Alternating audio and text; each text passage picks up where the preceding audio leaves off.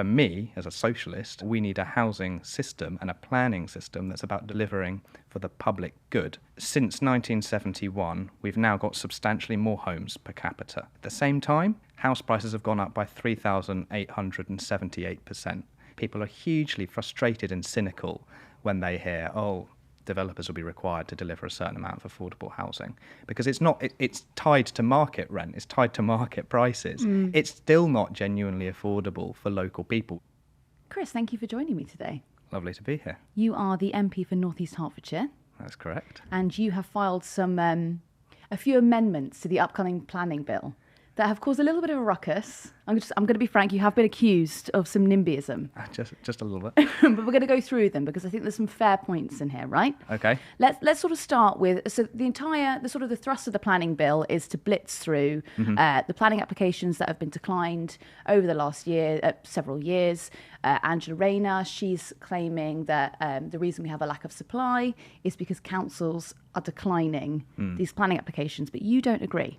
Yeah, so for me, that's the fundamental concern, that absolutely we want to tackle the housing crisis, but the analysis of the problem is wrong. The problem is not that we've got too much protection for nature, it's not that we're listening to local people too much, it's that we've got a profit-led, developer-led system that frankly we need to smash if we're going to start delivering the genuinely affordable homes that people in my community and across the country need. What does that mean in layman's terms? So when you're talking about a developer-led problem, yeah, what is that? So, I mean, there's various things I could talk to there. In the first instance, it's not necessarily a lack of planning permissions. Developers have got permission for about 1.2 million homes across the country that they are not building out fast enough. I think it's roughly a third of homes that they've got permission for since 2015 are yet to be built. So there's an issue with a housing system that is about making profit for developers. So they want to drip feed properties onto the market in order to maintain prices. They want to build and sell the most expensive houses possible. All of their motivation is going to be around, fairly enough, about making profit for their company and for their shareholders. We need to talk about the public good and what our communities need, and for me that is about securing genuinely affordable housing. Roughly about 3% of the homes that have been built in the last 10 years have been for social rent. That's the real nub of the problem. If you take my constituency, for example, and apologies if I'm going into the weeds a little bit here, but in my constituency, over 10 years, we delivered nearly 12,000 new homes across the constituency, which is roughly the size of a whole new town equivalent to my hometown of Royston in my constituency. At the same time, over that period, housing waiting lists actually grew because we are delivering the wrong type of housing. It's not genuinely affordable for local people. So that's what a lot of my main amendments are about, and then ensuring that we continue to have genuine protections for nature and ensure that local people have a real say over what gets built and how their communities grow, because my impression is certainly that for my constituents that is one of the biggest and most tangible impacts on their daily lives. I want to come back to the local people argument, because I think that's the sort of the side of this where everyone's back goes up. But let's stay on the developers for one moment. So you've got another amendment where you're talking about hoarding land, right? So can you explain to me what happens there?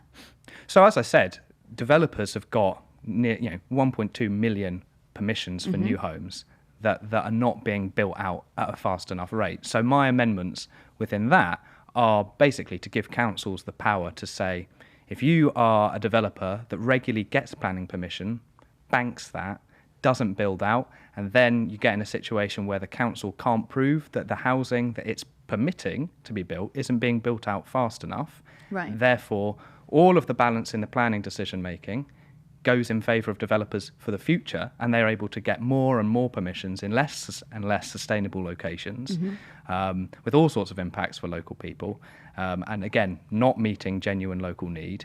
So it's about preventing that from happening, giving councils power to stop that, and also where developers have got permission, if they're not building it out within a reasonable time frame, putting charges on them to give them a financial there's a lot of carrot. Let's give a bit of stick as well to making sure really? we get it done. Fining them if they're not getting it done? Effectively charging them additional business rates for unbuilt permissions if those permissions are not built out in a certain period of time. Because I suppose the issue there, you have sort of a hope value, right, with this land. That land is increasing in value. So the longer that they don't build on it, I suppose they're getting a higher windfall at the end of it. Well, is that the argument? I think the crucial thing is that, and they talk about this themselves, it's about they're interested in the market absorption rate. How much will the market bear at its current price or even rising prices? So the whole idea that we can give them a whole load of planning permissions and then it will flood the market and then supply will overwhelm demand and price will come down just doesn't materialise under our current system. So we need to be requiring and putting more pressure on developers to deliver the housing that they are getting permission to be building. But at the same time, we also need to think about who owns it and what sort of housing are we building. Because until we start having a real focus on social rent and council housing, we're not going to see these housing waiting lists, which is the really sharp end of the housing crisis. That's the people I'm worried about, the people who cannot afford a home. And we talk about, the children who are growing up in insecurity and homelessness because of that. That's absolutely an awful indictment of the previous government. We need to resolve that, but we're not going to resolve that by a market-led system that's interested in building £500,000, £750,000 houses that make a massive profit for them. And then obviously the knock-on effects on councils, if people are living in temporary accommodation, the costs for that are ballooning. Yeah, absolutely. On social housing, do you think that there's... So you've got an obligation as a developer, you have to create build a certain number of social homes if you're creating a large development. These developers will build within the confines of what they have been instructed to. So I always think about this development that was in Nine Elms, and there was a sort of next to this huge skyscraper, there was a building attached, and that was for social homes, and they had to be sort of 6 foot by 8.2 foot for the kitchen, and they built it perfectly to those measurements. Do you think you need to widen the scope of what the obligations of a developer has to fulfill for social housing? Well, I think there's a really important issue there, which again one of my amendments talks to, which is about what do we even mean when we put a requirement on developers to deliver affordable homes? And that is an issue that comes up again, time and time again with my constituents. People are hugely frustrated and cynical when they hear, developers will be required to deliver a certain amount of affordable housing, because it's tied to market rent, it's tied to market prices. It's still not genuinely affordable for local people, which is why one of my amendments is all about redefining affordability. So it's basically social rent tied to local incomes, so that when developers do have a commitment to build a certain proportion of affordable housing, it is actually that for local people. But the other side of your question is about, time and again, developers say, well, the viability of this project, we can't go ahead, I'm sorry, to deliver the amount of affordable housing you want. We're going to have to reduce our commitments. Or if we're going ahead with that proportion of affordable housing, I'm sorry, we can't deliver any of the wider public infrastructure, which for me, as a socialist, again, brings me back to my overall point about we need a housing system and a planning system that's about delivering for the public good rather than what is the market motivation of profit maximisation. That local income, that's very interesting. Do you not have, is there a concern there that perhaps if that amendment was selected, if that were to pass, you could have people travelling from London or Manchester or Liverpool, they could be, gravitating towards constituencies that perhaps have cheaper social rent. Could you not have an influx of people who are coming from different areas? Well, I think that wouldn't immediately materialise because, when there's a time limits for people to be, eligible for social housing in the local area. So it's not just that you could travel there and immediately become eligible for the council housing in that area. And, again, talking back to my amendments, the point in there is about identifying and meeting local need. So it would be about delivering the housing for the people in the area who are currently on those housing waiting lists. What would you do about buy-to-let landlords? You might have a new development in your constituency. A landlord swoops in and buys 10 of those properties and then puts them out at above market rate. What do you do with them? Well, absolutely. Again, that's a huge issue. You're hitting the nail on the head there.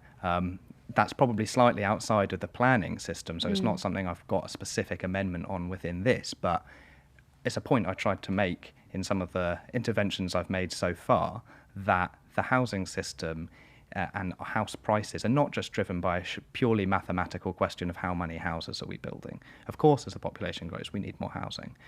But there's a whole thing about who's buying them, who are they being built for, our monetary system, how is bank borrowing increasingly being concentrated on our housing and our land markets, which is a huge part of the question of why those prices have inflated so much. So a point I made in one of my previous interventions, since 1971, we've now got substantially more homes per capita in this country than we did then. At the same time, house prices have gone up by 3,878%. It's not only supply, there are other issues going on, and certainly increasing amounts of wealth going after buy-to-let market is a big part of that. You also have a grievance with, well, a number of sort of private financiers. You've got an issue with HSBC and BlackRock. Can you talk to me about that? What I was trying to get at with the points I was making about that is, in politics, there is a lot of very strong developer lobbyist influence and developer lobbyist money trying to influence our politics. And, for them, that may be a very wise investment, because we've seen increasingly over the last 5 to 10 years a politics around housing and planning that is driven around saying local people and nature is the problem. We need to empower profit-motivated developers to deliver our housing, and giving them what they want is the answer to our public problem. And I'm just generally concerned that their voices are dominating an argument, and certainly for my party, I don't think those vested interests shouldn't be the ones we're listening to. So you disagree? Do you think then the sort of Labour leadership, the government leadership, is listening too closely to companies like BlackRock? I think that I have definitely got concerns on that front. Yeah, absolutely. And lobbying in general. Let's talk a little bit about some of your other amendments about sort of community-led, applications, or, cancelling applications. North Hertfordshire Council, up to 2024, there was 67% of planning applications were approved, but that's 5% below the national average. Do you really think that you can put faith in councillors to approve or correctly block planning applications when they're only putting through 67% at the moment? Well, that's a really interesting framing of the problem, because obviously the proportion of homes that get approved through our planning system will depend on the quality of those applications. And an issue that we don't ever seem to talk about this is, frankly, the incompetence of our developers. They get very frustrated about the environmental regulations that might prevent them from bringing forward an application on a grade 3 floodplain. Well, don't try and build on a grade 3 floodplain. And yes, there are absolutely concerns about the underfunding of our planning system and delays that happen because we just don't have the staff within it to get back in a timely way. And I agree with the government. We absolutely should have a local plan-led system. But it's a fundamental tenet of the planning system as the Labour government built it in the post-war period, that local people should have a say over what happens in their area. And frankly, I really think that is one of the most important and tangible parts of democracy in our country. Okay, but let me give you a couple examples of why local people declined certain planning applications or made a fuss about them in the last couple of years. The council rejected building 167 homes because they were on the green belts. Later, a planning inspector overturned this decision, emphasising the need for housing in the area, and it cost the council £70,000 to go through this rigorous process. I mean, building on the green belt, do you agree with doing that? Well, it's an interesting question, because you can already build on the green belt. I was a local councillor, and in our local plan setting process, we removed parts of we took away greenbelt restrictions where we felt it was appropriate to develop those sites where they were the most sustainable and sensible location to meet housing need. So yes, that can happen as long as you're not fundamentally undermining the principles of what greenbelt is supposed to deliver. But sort of like the chalk stream amendment that you've added in. Is that what you're talking about? That's a slightly different issue. Okay. I suppose what I'm saying is just in terms of greenbelt, to answer your question head on, yes, sometimes greenbelt development is appropriate, but we have a system that allows that to go ahead already, in fact. What about the chalk streams? Well, chalk streams, okay. So they are a incredibly rare and important and precious part of our natural heritage. It's about 200 in the world. We have the vast majority in the UK. Quite a lot of them in my constituents, actually. And it's something that really people are really passionate about, and it's an irreplaceable habitat. All I am saying through my amendment is that where we have irreplaceable habitats, they should be protected from damage that would permanently, effectively destroy those habitats. So, you can't just pay money to trash nature with an irreplaceable habitat like a chalk stream. That's all I'm saying. Okay, but let me talk about a more trivial reason that a planning application was declined. Okay, so there was, by Kirby Manor Farm in Ashwell, there were 8 homes. There was a planning application that was put in. This was withdrawn because neighbours and the parish council claimed that there would be noise and light pollution, a highway safety issue, and that they would be overlooking existing properties. All right, the last one maybe, but a highway safety issue with 8 new homes. I mean, when you hear that sort of thing, don't you want to take the power out of the people?